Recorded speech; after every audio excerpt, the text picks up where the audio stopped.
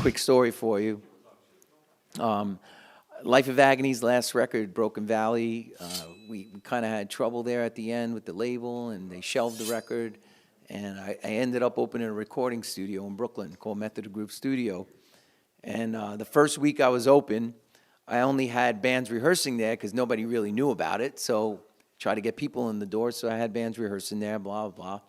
And I remember it was a long, long night, the first night of the rehearsal. And I sat there to a lot of bands, and, it really wasn't exactly what I was planning to do with my life at the time.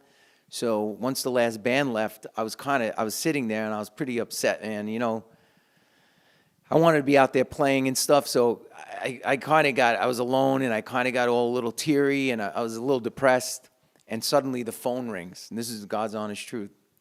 The phone rings behind me at the studio. The brand new studio phone rings. Hello? Hey, you fucking mountain goat. I hear someone say that to me at 1:30 in the morning, 1:30 a.m. I'm like, Pete? He goes, who do you fucking think it is? Who else calls you a fucking mountain goat? He used to call me a mountain goat because I had the long goatee. I was like, how'd you get this number? He was like, how'd I get the number? I got it online. What do you think? So anyway, long story short, he says to me, I have a proposition for you. He goes, I'd like for you to be in the new rendition of Carnivore. I'm putting the band back together, and I'd like for you to play guitar. You were my first choice. And I just paused. I literally had tears in my eyes still. And he was like, so? What do you say? He was like, why are you silent? And I was like, no, dude. I said, absolutely. I said, I'm honored. And I was like, you just saved me, I basically said to him.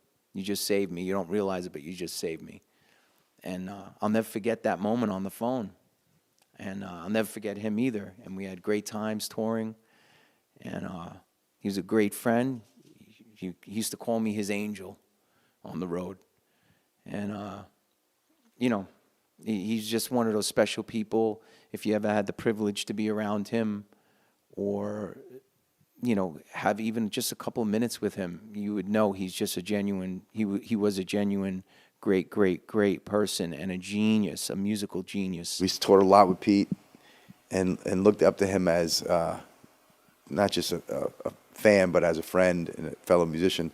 But we were on tour with Type O Negative and Exploited. And Pete worked for the New York City Parks Department. And he called in sick every day of the tour for 20 some odd days in a row.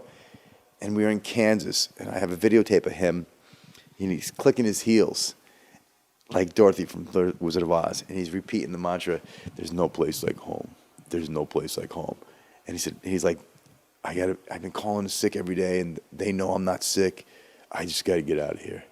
And then that was it. He went home? They went home, yeah.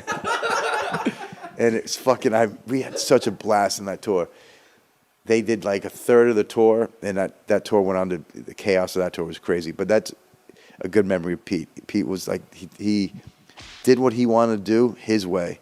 And I remember when he came out after Carnivore's Repulsion, and we listened to it, they were rehearsing, and we were hanging out, and we were like, he's like, what do you think? And we were like, it's really slow. How are people gonna fucking dance to it? Because we were used to his music as Carnivore, and they were an influence of ours, So we were like, it's kind of slow. What are the fucking kids gonna do? And he's like, maybe they'll do something different. Thank you, bro, and we miss you, all of us.